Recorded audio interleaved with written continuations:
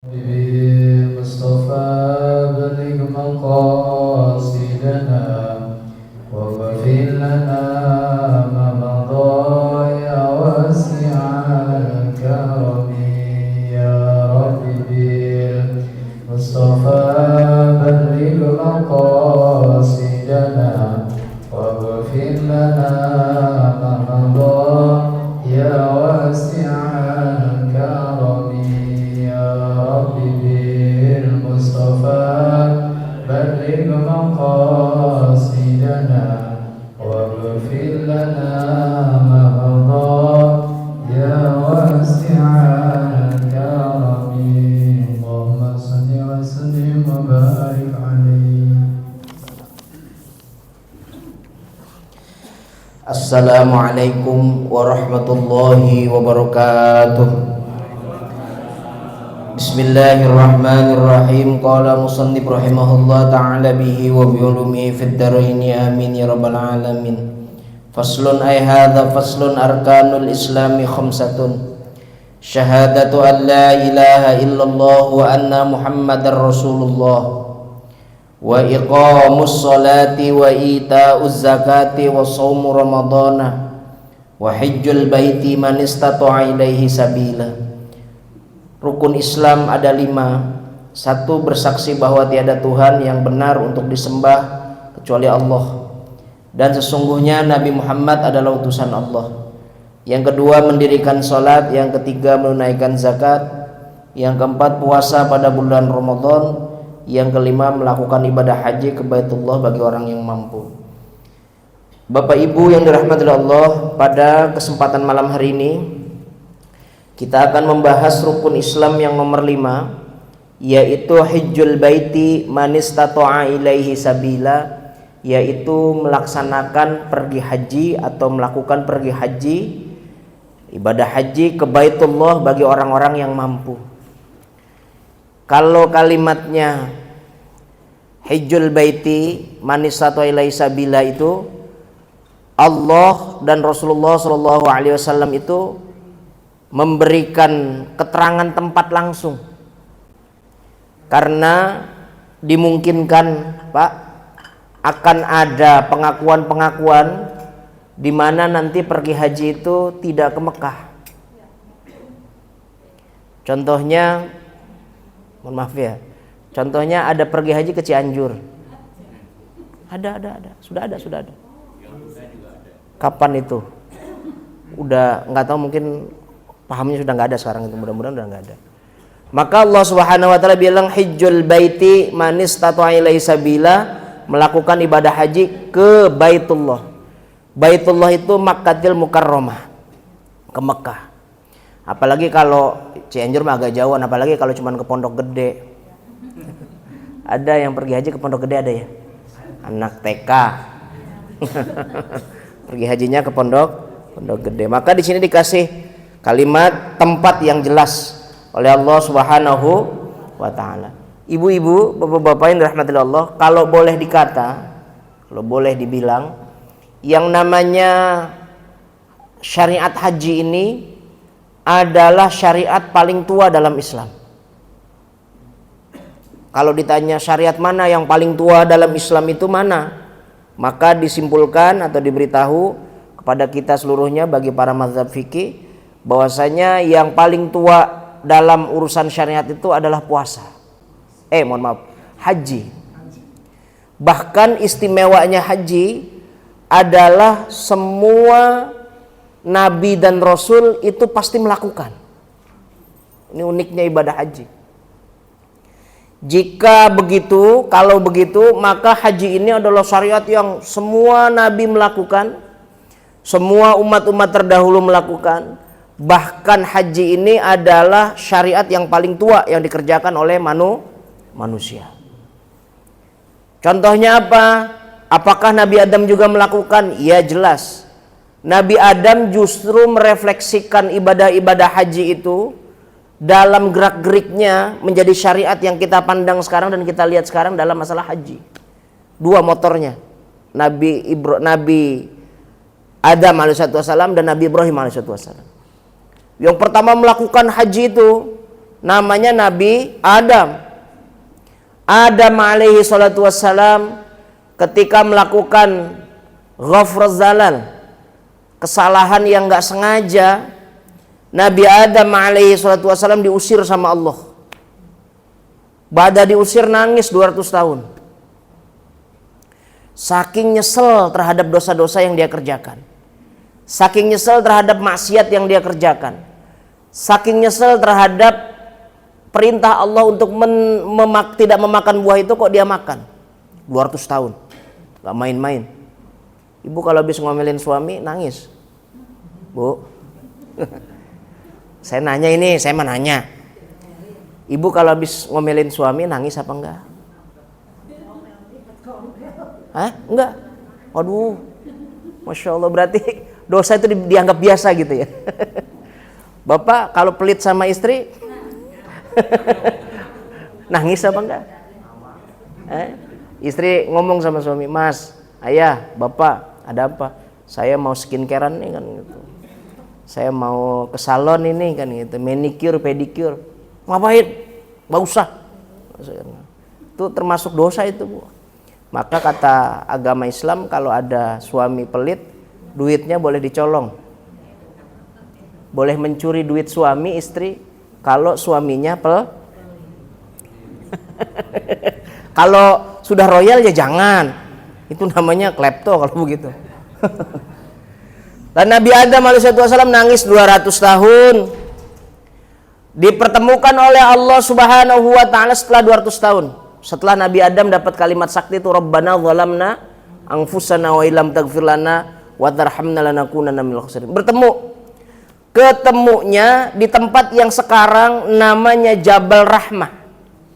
Jabal Rahmah ini tempat wukuf. Semua manusia kalau mau melakukan hajinya sah harus wukuf di padang Arafah. Bagian dari padang Arafah itu namanya Jabal Rahmah, bagiannya saja. Jabal Rahmah ini tempat di mana pertemuan antara manusia pertama, yaitu Nabi Adam dengan Siti Hawa. Maka Nabi Adam itu nggak tahu kalau Siti Hawa itu ada di atas gunung, ada di Jabal Rahmah. Maka Siti Hawa itu ketika di atas gunung, Nabi Adam nggak ngelihat. Nabi Adam tola tole begitu. Apa ngelihat lerek kanan, lirik kiri gitu, cari-cari kan gitu. Karena rahmat yang Allah berikan itu berhentinya di atas gunung.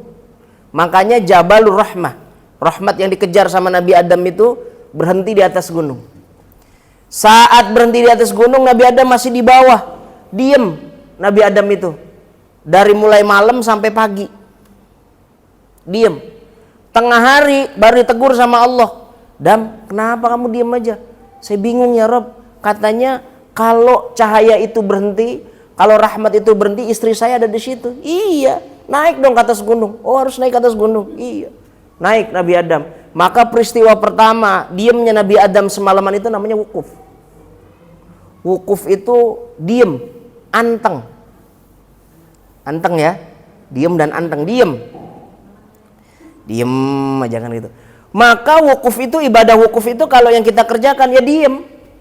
Nggak usah baca Quran, nggak usah sholat sunnah, nggak usah baca sholawat, diem aja sah, kan begitu. Atau tidur saja sah. Yang penting nanti dengar khutbah wukuf, begitu. Nah ini Nabi Adam pertama naik ke atas, kisarannya jam 11 siang ke atas gunung. Gunungnya sih nggak besar itu. Ketika naik ke atas gunung ternyata ketemu sama Siti Hawa. Masya Allah, melepas rindu, melepas kangen.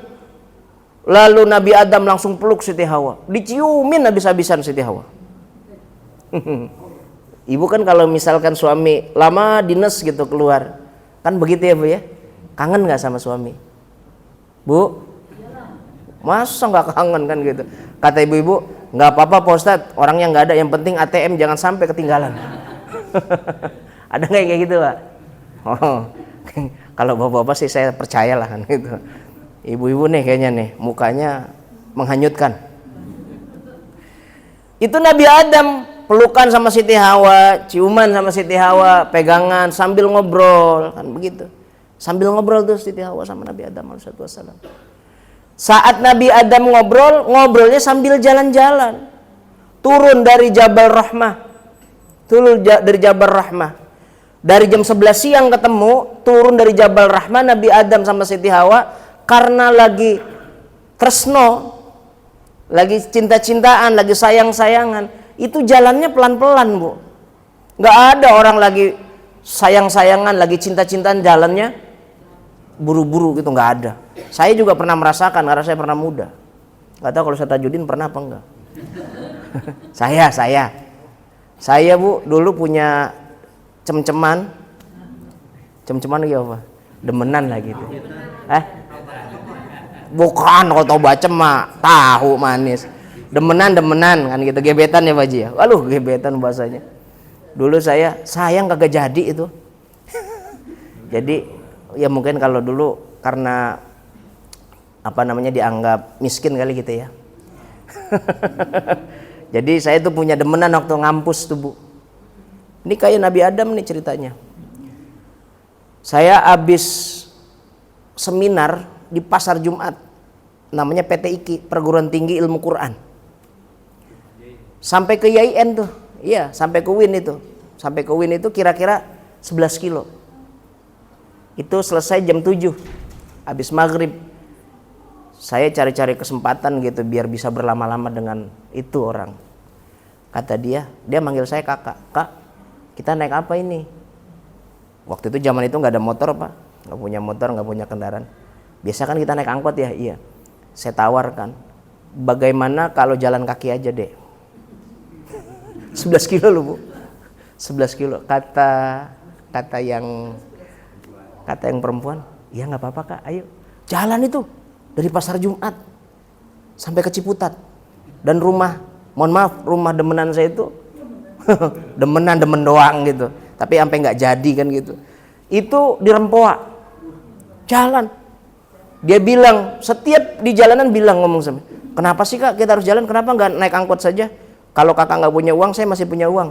Aku pengen berlama-lama dengan dirimu. dulu itu bener tuh Pak Haji Sri, yang namanya love is blind, cinta itu buta, bener itu. Nggak terasa 11 kilo. Tapi saya kan dulu tidurnya di masjid kayak Ustaz. Saya tidur di masjid waktu masih di YIN itu. Tidur di masjid sama tikar, sama karpet gitu. Pas sampai di sana, kaki kita angkat baru berasa nut. Saya ini kok kaki pegel begini, ada apa nih? Kan gitu. Enggak taunya jalan 11 kilo. Ya Allah ya Rabbi kan gitu. Itu pernah lah. Nabi Adam begitu tuh Pak. Hanya gambaran saja. Nabi Adam jam 11 siang ketemu sama Siti Hawa, lalu turun jalan dari mulai gunung Jabal Rahmah, turun terus jalan pelan sampai malam maghrib jam segini itu di tempat namanya Muzdalifah dan Mina. Maka ada syariat dalam haji namanya mabit. Mabit itu nginepnya di dua kota namanya Muzdalifah dan Mina. Nabi Adam itu kemalaman sampai Muzdalifah, kemalaman sampai Mina. Padahal dari Jabal Rahmah menuju tempat itu nggak terlalu jauh, hanya 6 kilo, deket itu Pak. Tapi karena jalannya dengan penuh kasih sayang, jalannya dengan penuh cinta, santai sekali jalannya, nggak diuber-uber kayak kita ketika diuber-uber kredit gitu, enggak. Biasa aja gitu. Sehingga sampai tuh ke tempat namanya satu daerah, awalnya belum Muzdalifah namanya, awalnya belum Mina. Dia nginep Nabi Adam. Saat Nabi Adam sama Siti Hawa nginep di malam itu, mohon maaf, Nabi Adam alaihissalam melakukan hubungan suami istri pertama di dunia. Tuh di tempatnya tuh, melakukan hubungan suami istri. Ngerti kan ya Bu ya? Kalau bahasa orang Jerman Barat, kalau bahasa orang Rembang itu otok-otok. Ya otok-otok.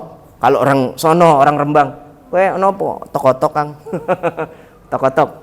Otok-otok itu melakukan hubungan suami istri, melakukan hubungan biologis. Pertama kali antara Adam dengan Siti Hawa ketika sampai malam hari itu. Maka dikasih nama tempat itu sama Nabi Adam, Muzdalifah, pakai tak marbutoh. Muzdalifah. Tempatnya namanya Muzdalifah. Dalam kitab Fathul Mu'in, kitab fikih, Muzdalifah itu lihat maknanya, ayil mujtama, aywatil awal, tempat melakukan senggama pertama, tempat melakukan hubungan suami istri pertama. Makanya kalau ngasih nama anak jangan sembarangan. Dikasih nama anak Muzdalifah itu tukang kawin. Kasih nama Muzdalifah nih, anaknya dikasih nama Muzdalifah, jadinya tukang kawin. Jandanya siapa itu? Apa lo aja? Ya, dapatnya mudah terus. Ya kaya, kan begitu ya? Janda kaya kan gitu. Janda berapa kali itu, Pak Haji? Janda berapa kali Pak Haji Sri? Itu Muzdalifah itu. Jadi ngasih nama anak itu jangan sembarangan. Biar kata dari Al-Quran Muzdalifah. Muzdalifah itu dalam bahasa fikih itu ayil mujtama, tempat melakukan senggama pertama. Ayil watil awal, wati yang pertama. Wati itu melakukan hubungan suami istri. Makanya saya kadang-kadang ya Pak, karena saya ngaji kitab gitu, ngaji bahasa Arab, wati namanya. Aduh, saya bilang wati kan gitu. Iya, makanya hati-hati kalau yang namain anak itu, hati-hati. Nanya sama orang yang bisa ngasih nama itu, sama orang yang bisa ngasih nama. Kenapa? Karena kalau ngasih nama itu nanti berpengaruh itu kepada rizki, kepada psikologinya, kepada jalan hidupnya, kepada profesinya, begitu. Itu nanti berpengaruh. Si nama Ahmad Tajuddin, wih keren, mahkotanya agama, makanya ngejedog jadi masjid. Iya, mahkota agama kan adanya di masjid, Pak. Emang di mana? Kan begitu. Ya itu Tajuddin. Taj itu mahkota. Din agama. Begitu. Muhammad dikasih nama Muhammad. Suwandi lumayan. Ada Muhammadnya. Muhammad kan gitu. Nama itu bagus. Bagus kan gitu ya. Nama, kalau ngasih nama itu kata Rasulullah SAW, dua caranya, humida wa ubbida.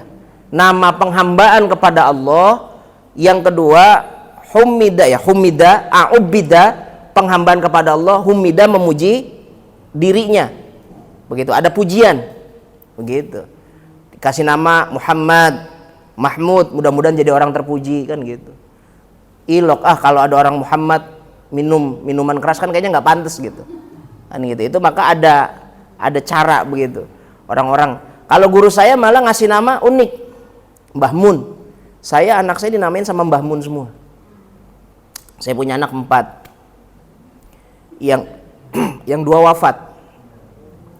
wafat, hitungan hari, yang 2 hidup, nomor 1 sama nomor 4. Itu ngasih namanya karena yang 3 ini perempuan semua. Khoridatul Bahiyah, Khoridatul Bariyah, Khoridatul Mudi'ah. Khoridah semua namanya. Maka ketika dipanggil Khoridah, waktu itu nengok semua kali ya, namanya sama. Yang beda Bahiyah, Bariyah, Mudi'ah. Kalau Mudi'ah itu titipan. Nah yang keempat itu anak saya laki-laki nongolnya, dikasih nama Iktada bil Hadi Ahmad. Itu katanya pakemnya begitu. Iktada bil Hadi Ahmad. Itu anak kamu yang keempat, Di. Nanti kalau punya lagi anak laki-laki kelima, namain Iktada bin Nabi Muhammad. Sama kok gitu. Yang satu bil Hadi Ahmad, yang satu bin Nabi Muhammad kan gitu. Kata Mbah Mun, takutnya saya nggak ketulungan, nggak ketungguan, maka kasih nama yang bagus. Itu namanya kayak gitu kalau laki-laki. Jadi namanya agak kembar kalau Mbah Mun itu. Dan Mbah Mun itu kalau namain anak nomor 1 sama nomor 3 itu menghindari nama huruf dari mim kaf ro nun. Mim kaf ro nun. Anak kita laki-laki lahir, misalkan anak kita laki-laki lahir nomor 1, mau kita pakai namain Muhammad harus diganti, jangan pakai mim, pakai alif, Ahmad, begitu. Jadi mungkin ini anak pertama kali namanya Ahmad. Kalau mim itu nomor 1, maka anak itu sakit-sakitan terus. Kata Mbah Mun begitu. Kalau anak ketiga jangan pakai mim, kaf, ro, nun. Kenapa? Nanti rezekinya seret katanya gitu. Cara namain itu Mbah Mun begitu. Ya mau kita yakin apa enggak terserah, tapi kiai-kiai itu punya cara gitu, punya primbon cara ngitungnya. Bahkan orang-orang tua dulu kasih nama itu kan pakai hitungan ya Pak Ji ya. Orang Jawa itu pakai hitungan. Ini apa namanya, ini apa namanya kan itu. Kalau orang Jawa, orang Sunda kan itu. Kalau orang Betawi enggak, sekenanya. Apa yang dia lihat itu yang dinamain. Di sono di RT 3 ada orang namanya Tongcil. Kenapa ini namanya Tongcil? Karena bapak saya dulu ketika lahir ada tong kecil, makanya namanya Tongcil kan gitu. Ada tuh di dekat Masjid Al Barokah Puspom namanya Haji Buku. Haji Buku. Ya, nama aslinya Haji Buku. Kenapa Haji Buku dinamain kan gitu ya? Ketika lahir katanya ada banyak buku, dilihat banyak buku ketika lahir, makanya dinamain Buku kan gitu. Pergi haji diganti namanya Haji Bukhari namanya. Haji Bukhari itu anaknya Niman, Mang Dulo, Mang Mamat begitu. Itu yang dulu jualan agen minyak dulu tuh, terkenal di Ceger itu. Samping pusat polisi militer itu rumahnya dulu. Yang sekarang ada roti bakar itu. Nah, dulu juga tuh yang suka selawatan di Masjid At-Tarbiyah namanya Haji Bale. Iya, Bale kata. Itu kesalahan ngomong aja katanya. Karena yang benar itu katanya Bale. Kata dia, kata almarhum Haji Bale. Pergi haji diganti namanya sama Haji Khaliluddin, Ustadz Khalil, ganti namanya Abdul Masyar. Begitu. Maka sunnah kalau orang punya nama kok nggak ada artinya, pulang haji pulang umroh ganti nama. Atau ditambahin nama yang punya arti. Contohnya presiden kita nomor 2 tuh dulu cuman Soeharto aja. Pulang haji dari Maktur dikasih nama Muhammad Soeharto. Itu sunnah. Apalagi nama aslinya Panjul. Ganti kan gitu. Nggak usah diganti di KTP, di KK, nggak usah kan ngerepotin. Bikin bubur merah, bubur putih, kasih tahu nama saya bukan Panjul lagi. Siapa? Abdul Fatah. Oh gitu. Saya jadi inget teman saya tuh Bu. Saya punya temen orang Ambon. Waktu mas santren. Orangnya hitam luar biasa. Itu kalau marah serem itu. Namanya Joni Effendi. Tapi marganya Marasabesi. Joni Effendi Marasabesi. Orangnya luar biasa itu.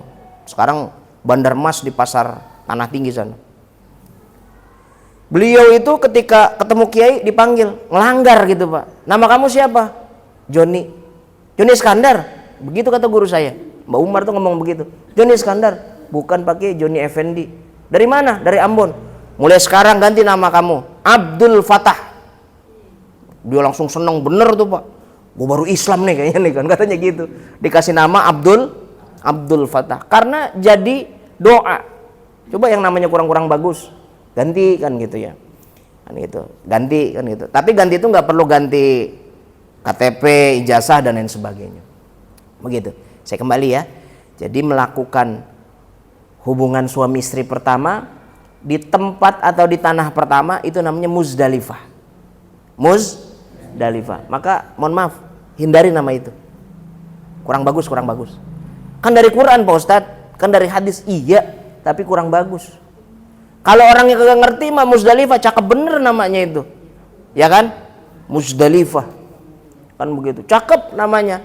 Tapi dalam posisi kayak begitu kurang pas maknanya. Maka tanya sama orang-orang yang ahli kasih nama bahasa Arab kan begitu. Jadi kalau anak-anak sekarang kan namanya aneh-aneh gitu ya Bu. Cakep-cakep, aneh-aneh kan gitu ya. Itu menunjukkan bahwasanya anak sekarang mah nggak bisa kayak dulu kan gitu. Kalau orang dulu kan sekenanya seasal-asal aja kan gitu. Dan kalau orang tua dulu nanya sama orang biasanya, nama tuh yang bagus apa, yang cakep apa kayak gitu. Nah, beliau Nabi Adam alaihissalam melakukan mabit, melakukan mabit di Muzdalifah dan di Mina. Kan begitu. Maka syariat haji yang dikerjakan oleh Nabi Adam dan juga Siti Hawa 3, wukuf, 2, mabit, di Muzdalifah, 3 mabit bimina, 3. Setelah itu tidak ada lagi perjalanan haji sampai ketemu Nabi Ibrahim alaihissalam. Itu kalau saya ceritain panjang sekali Nabi Ibrahim. Nabi Ibrahim itu orang Hebron. Awalnya dia orang daerah Yarmuk namanya. Nabi Ibrahim ini kan menentang Namrud, nggak mau tunduk sama Namrud. Maka semua yang ada di situ dihabisin sama Nabi Ibrahim, yang namanya berhala. Sampai Nabi Ibrahim alaihissalam diikat. Namrud bikin undang-undangnya begini: setiap warga negara harus nyumbang kayu bakar. Kalau nggak nyumbang kayu bakar, dibakar sekalian. Akhirnya pada ngumpulin kayu banyak, dibakar. Tapi Allah Subhanahu wa taala kersane Gusti Allah. Kata Allah Subhanahu wa taala dalam firman-Nya, "Qul ya naru kuni barda wa salaman ala Ibrahim." Hai api, dingin dan jadilah keselamatan terhadap Nabi Ibrahim alaihissalam. Mati itu api. Konon apinya nyalahnya 40 hari. 40 hari, bayangkan. Tapi selamat Nabi Ibrahim. Jadi api itu sebenarnya tidak bisa membakar. Orang-orang ahli tauhid nanti di belakang saat kita membahas rukun iman, yang namanya orang beriman kepada Allah dan Rasulnya, kalau yakin api itu bisa membakar, musyrik. Ternyata kita lihat, di bangunan itu ada api, terang aja rumah itu habis, kebakar, ya karena ada api. Kita percaya yang membakar itu api, musyrik. Yang jelas yang membakar itu Allah. Allah menitipkan kekuatan kepada api untuk bisa membakar. Begitu. Dalam tauhid itu. Nanti ya 6 tahun lagi lah.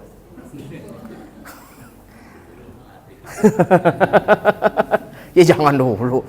Gitu. Lah, Nabi Ibrahim itu selamat, Pak Haji. Jadi ada api yang membakar tapi dingin, itu Nabi Ibrahim. Makanya ini namanya sifat jaiz bagi Allah. Jaiz bagi Allah itu fi'lu kulli mumkinin aw tarkuh. Boleh melakukan, boleh enggak. Ada orang Masjid Al-Hidayah ibadah terus, sholat terus, zakat terus, haji terus. Kata Allah, kamu penduduk neraka, kamu masuk neraka selamanya. Wenangnya Allah, maunya Allah. Kita nggak boleh intervensi. Ada orang minum minuman keras terus, ada orang mabuk terus, berzina terus, nggak pernah sholat. Kata Allah, kamu ahli surga. Mau apa kita? Maunya Allah. Kalau gitu Allah nggak adil dong. Makanya Allah nggak akan melakukan hal kayak begitu. Allah akan mengganjar semua apa yang kita kerjakan, yang baik dan yang buruk. Itu Allah. Karena Allah itu adil. Tapi ada sifat namanya wenang. Sifat jawaz. Fi'lu kulli mumkinan aw tarkuh.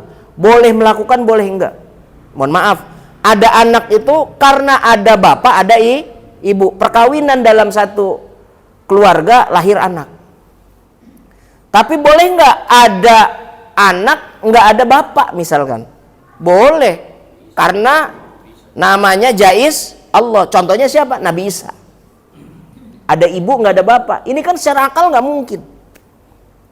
Terus ada bapak nggak ada ibu. Boleh apa nggak? Boleh. Yang namanya jaiz. Jaiznya bagi Allah. Siapa? Siti Hawa. Siti Hawa kan bapaknya Nabi Adam. Emaknya cari nggak ketemu. Tahu kabur atau kemana itu emaknya itu. Emaknya nggak ketemu. Yang lebih hebat lagi, anak itu kan harus ada bapak, ada emak. Ini nggak ada emak, nggak ada bapak, ada anak. Nabi Adam. Namanya jaiz itu. Boleh aja, boleh aja. Yang soleh dimasukkan ke dalam surganya Allah, ya memang itu keadilan Allah. Tapi ada orang soleh dimasukin ke dalam neraka, ya maunya Allah. Kita nggak boleh intervensi. Ada orang yang jahat-jahat, yang maksiat, kok Allah masukkan ke dalam surga, maunya Allah. Tapi sekali lagi, Allah nggak akan melakukan kayak begitu. Karena Allah itu adalah zat yang maha adil. Nggak mungkin Allah itu melakukan kayak begitu. Nah ini namanya jaiz. Api itu sifatnya membakar. Tapi ada nggak api yang tidak membakar? Ada, namanya apinya Nabi Ibrahim. Nggak mati itu Nabi Ibrahim, selamat.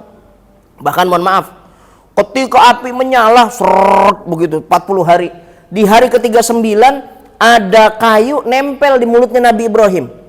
Kayunya kopong, kebakar. Apinya turun, semuanya habis, tinggal kayu itu. Lalu diambil sama Nabi Ibrahim, keluar asap begitu.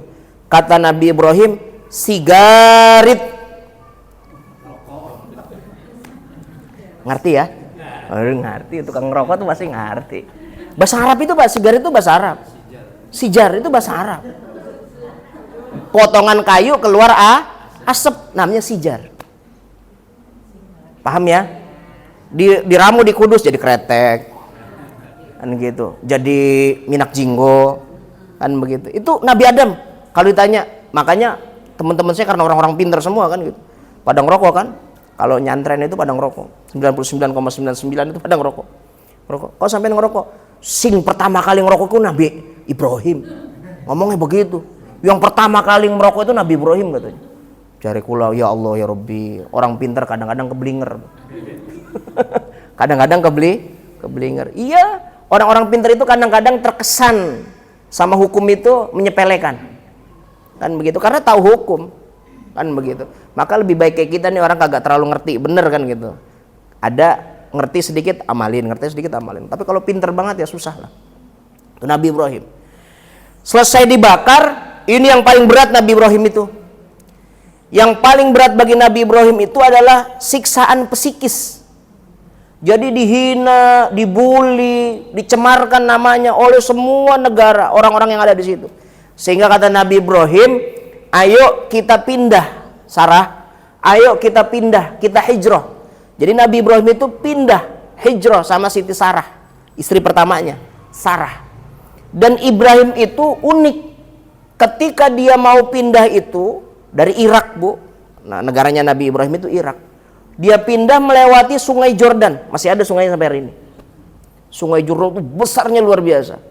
Sungai Jordan besarnya luar biasa. Nabi Ibrahim pindah daripada Irak menuju satu tempat namanya Ad-Dib Al-Gharbiyah, tepi barat. Sekarang namanya Palestina. Di peta nggak ada Palestina, bener itu. Yang ada namanya tepi barat. Kalau sekarang orang Arab bilang Palestina ada di peta, nggak ada. Yang ada itu tepi barat. Harus tahu ini, harus tahu sejarah. Nabi Ibrahim berenang, Bu, nggak pakai sampan. Bayangkan Sungai Jordan yang segitu besarnya, segitu luasnya, berenang berdua suami istri. Berenang sampai di depan hulunya. Ada orang bilang, "Pak, Bapak ngapain ke sini?" "Saya mau hijrah." "Dari mana?"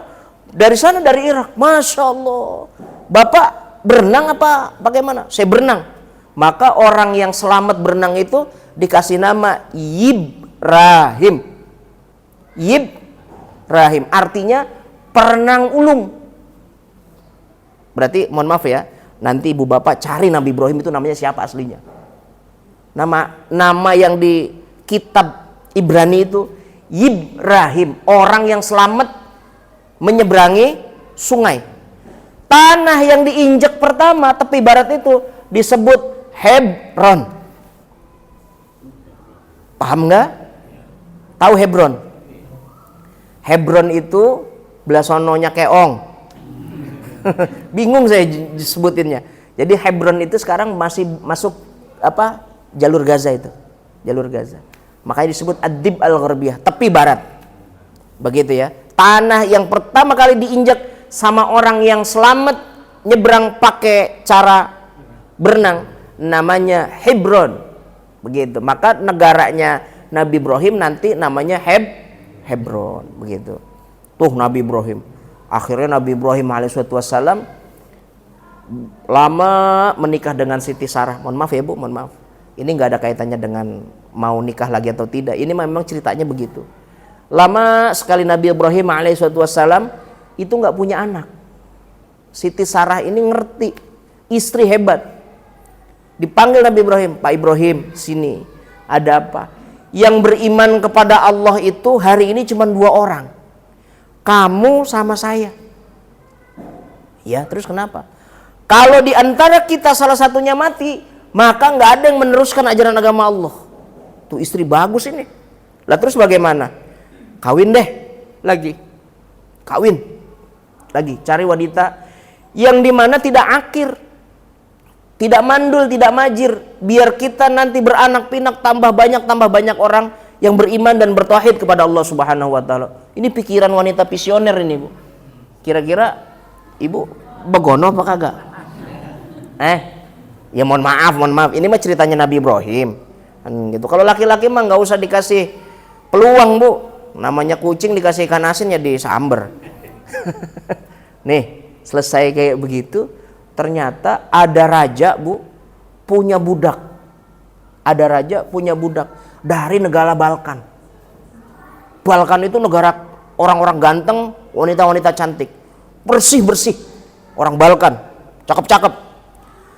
Nah, si wanita ini budak. Cuman uniknya, budak ini punya kekuatan spiritual. Karena memang bertauhid kepada Allah Subhanahu wa taala. Si raja itu kalau mau kalau mau megang, kalau mau nyentuh dalam rangka mau digauli kan gitu, itu raja langsung kemper, Bu. Langsung setruk. Ya kemper tuh setruk ya. Bahasanya jelek banget sih ya. Setruk langsung klek gitu.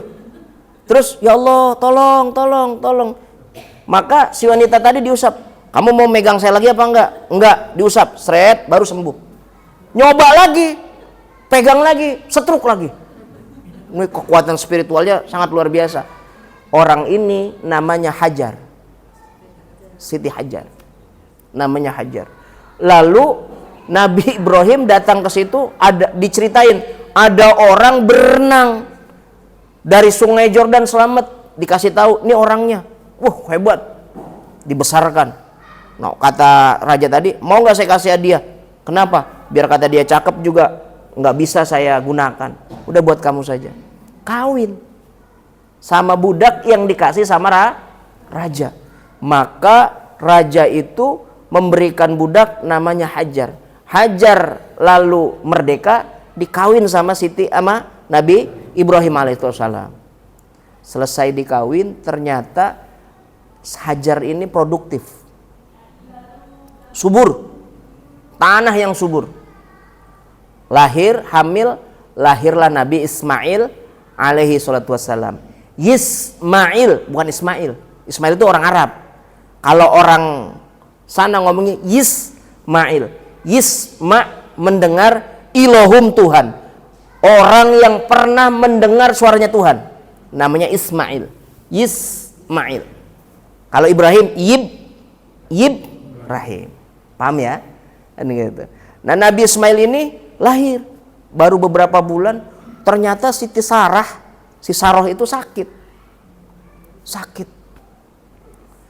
Nabi Ibrahim berusaha nyari obat kemana-mana. Kanan kiri dukun didatangin, dokter didatangin, enggak sembuh-sembuh. Lalu Ibrahim ketika Siti Saroh lagi tiduran karena sakit gitu ya, diusap-usap kepalanya Siti Saroh. Ibu kan begitu ya, kalau sakit diusap-usap sama suami. Habis usap betok. Tok kan gitu. Jahat bener suami kayak begitu ya, Pak ya. Kan gitu. Diusap-usap kepalanya. Enggak, Nabi Ibrahim enggak kayak begitu. Diusap-usap. Sambil ngomong begini, ya Allah, Saroh, sakit-sakitan kamu. Kamu kayaknya pengen apa sih? Kan kita bisa gitu ya. Pengen apa sih kok sakit-sakitan aja? Saya udah nyari obat kemana-mana nggak ketemu. Saroh itu nyeletuk. Pak Ibrahim, kalau kamu mau sembuh, mau nggak saya kasih tahu obatnya? Mau. Bisa nggak kamu kerjakan? Bisa. Apapun yang kamu minta, apapun yang kamu kasih tahu, saya akan kerjakan demi kesembuhan kamu. Saya kira kamu nggak akan bisa, Pak. Saya kira nggak akan bisa. Bisa, kata Nabi Ibrahim. Kasih tahu. Saya mimpi di malam hari diberitahu sama Allah penyakit saya bisa sembuh kalau Bapak melakukan ini. Apa yang harus saya lakukan? Buang Hajar sama Ismail di tempat yang disebut biwadin ghairi dzi zar'in 'inda baitikal muharram. Begitu ngomongnya, waduh, repot ini. Tuh kan, gua kata juga apa, nggak bisa. Lalu Allah turun lewat malaikat Jibril. Kata Jibril, Ibrahim, ambil air 10 liter, bawa baju secukupnya. Ismail dan Hajar harus dibuang, harus dipisahkan dari Siti Sarah. Begitu. Dia bawa itu yang namanya Siti Hajar. Kata Siti Hajar, saya mau dibawa kemana Pak Ibrahim? Saya nggak tahu, Allah yang minta. Baik, saya nurut. Tuh istri yang bagus itu. Kalau udah ngomong Allah pasti ikut jalan. Konon jalannya itu 4 hari 4 malam nggak berhenti.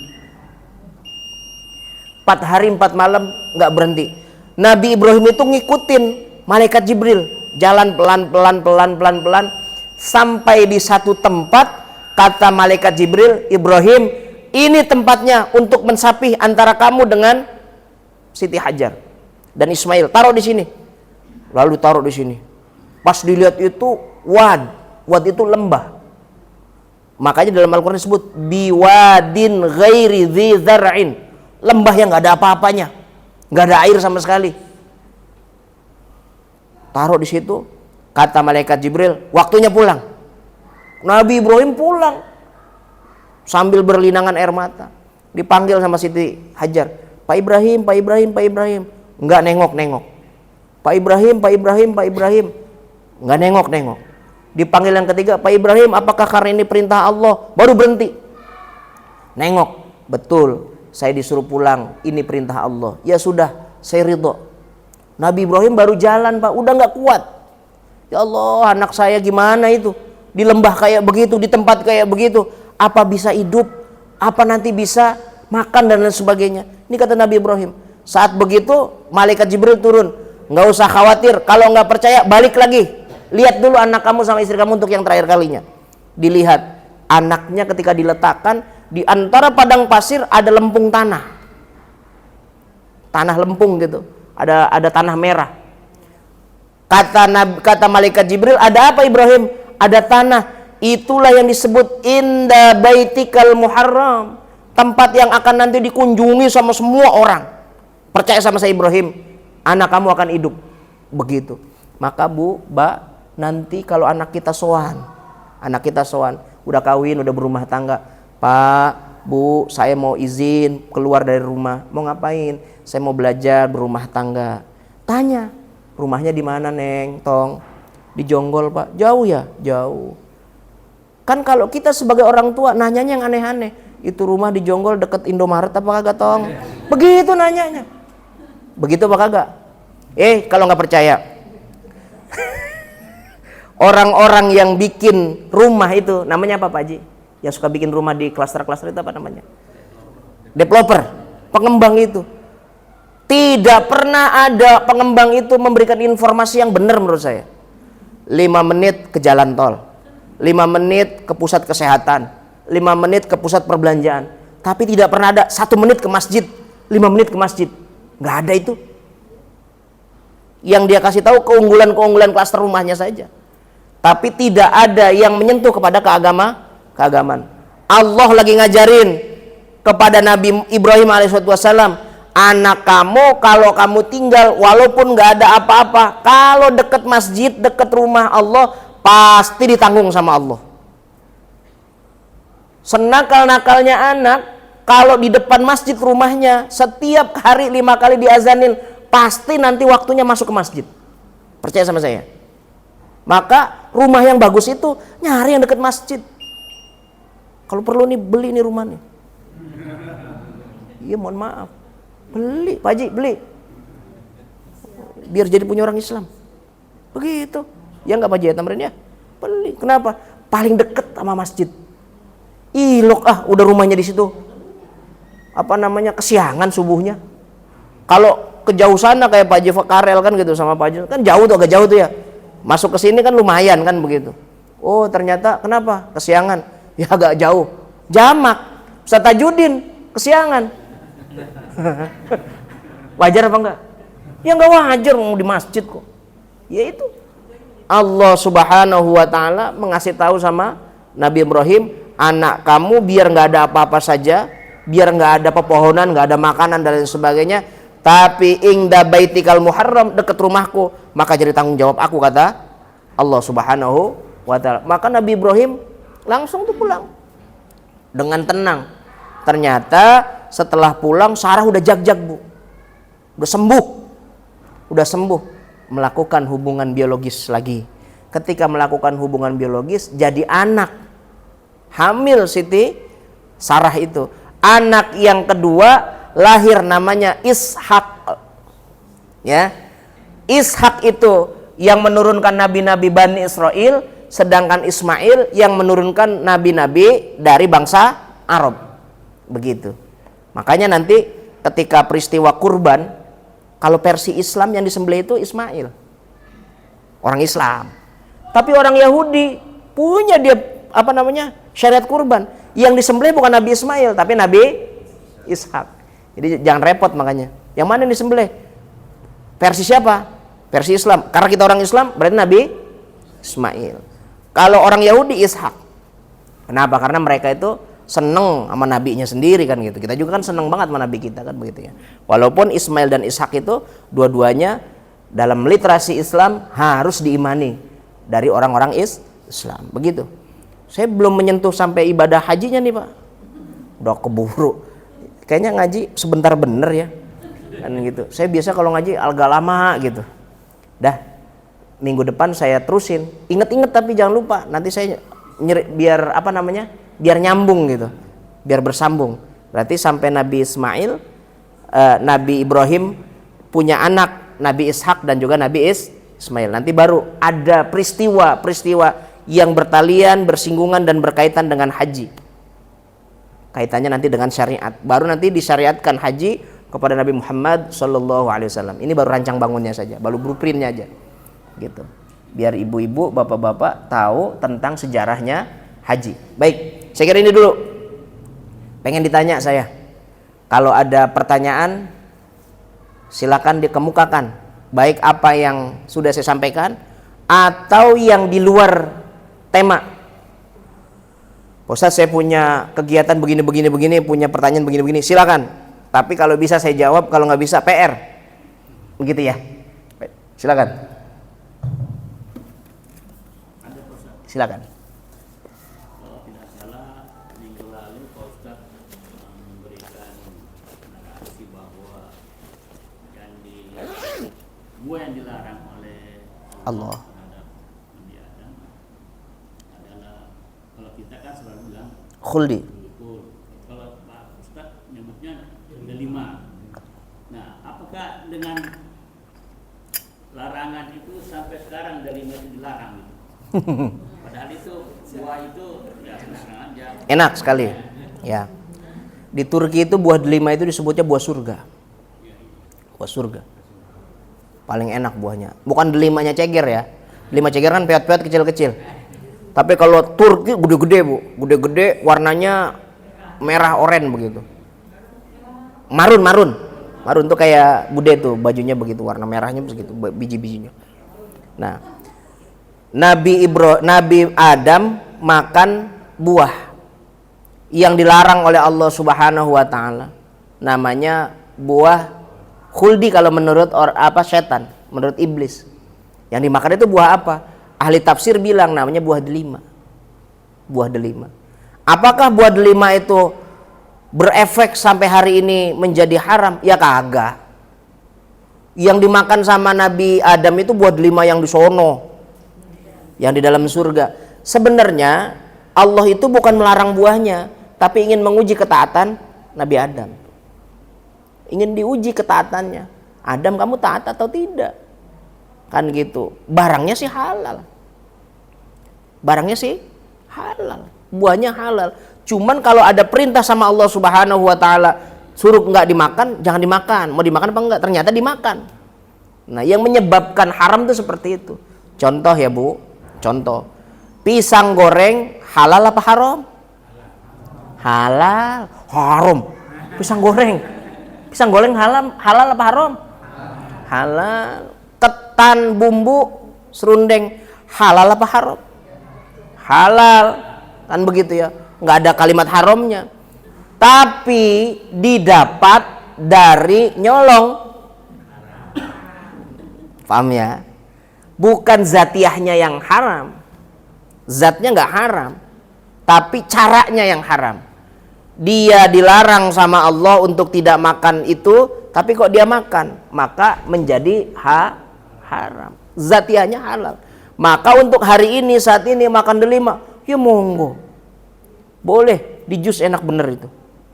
Bahkan orang ceger bu, orang ceger zaman saya masih kecil tuh.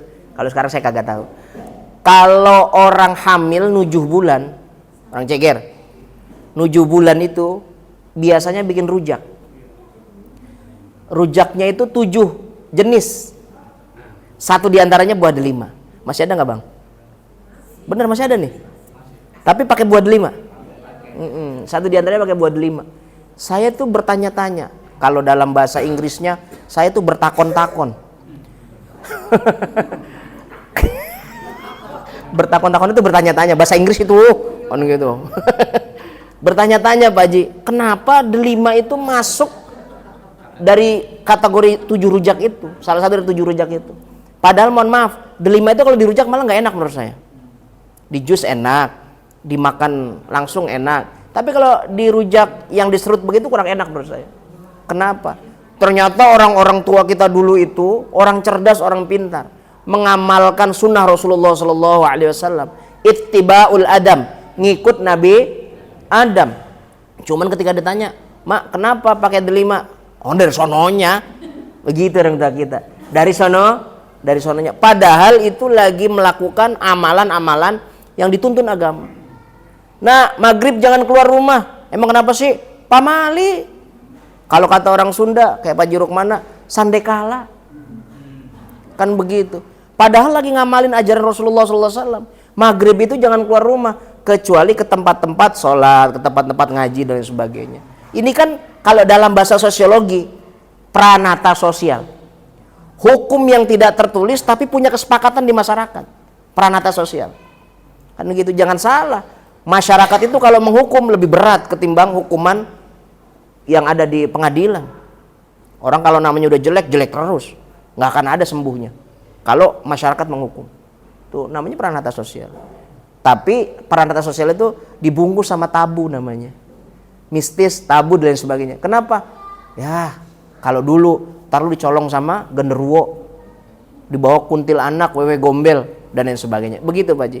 Nah maka buah yang dimakan sama Nabi Adam sebagai bentuk larangan sekarang boleh apa enggak? Boleh. Apalagi kalau Pak Haji punya, bagi saya mau makan. Boleh ya? Ada ya? Ada. Ada lagi Bu? Silakan. Sebelum kopi saya habis. Ayo silakan. Dari sebelah kiri. Kiri saya maksudnya. Ada? Silakan Pak Dayat. Iya, silakan. Nabi Adam itu setelah diturunkan, diturunkan surga itu dengan Siti Hawa itu, selama itu mereka berarti hidup sendiri-sendiri ya. Kan selama ratusan tahun itu ngapain tadi? Ya. Jadi setelah peristiwa kasus itu kan di dalam Al-Quran dijelaskan Nabi Adam ditaruh di Hindustan bahasanya, bukan India, Hindustan. Sedangkan Siti Hawa itu ditaruh Jeddah. Dua-duanya itu hubbiba ilayya min dunyakum takhannus, selalu mengingat Allah, selalu beribadah. Kenapa? Orang-orang yang hatinya ta'alluq, hatinya terikat kepada Allah Subhanahu wa taala, kalau bikin dosa itu selalu ingat Allah terus.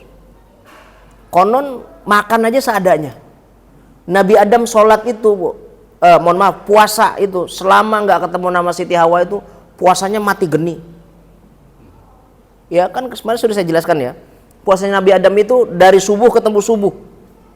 Jadi makannya di waktu subuh. Setelah itu semalaman itu nggak tidur nggak makan. Itu Nabi Adam. Saking dia pengen bales, pengen memberikan sesuatu yang terbaik kepada Allah Subhanahu wa taala setelah melakukan kejahatan, kejelekan, kan begitu. Maka hadisnya Rasulullah sallallahu alaihi wasallam, wa'at bi'is sayyi'atal hasanata tamhuha. Kalau kita kadung bikin perbuatan jelek, bikin maksiat, susulin kebaikan, biar nanti dihapus sama Allah Subhanahu wa taala itu kejelekannya. Begitu kata Allah. Nah, kalau ditanya Nabi Adam ngapain? Ya saya juga gak di zamannya, lebih bingung. Apa dia masak nasi uduk, kita kagak tahu.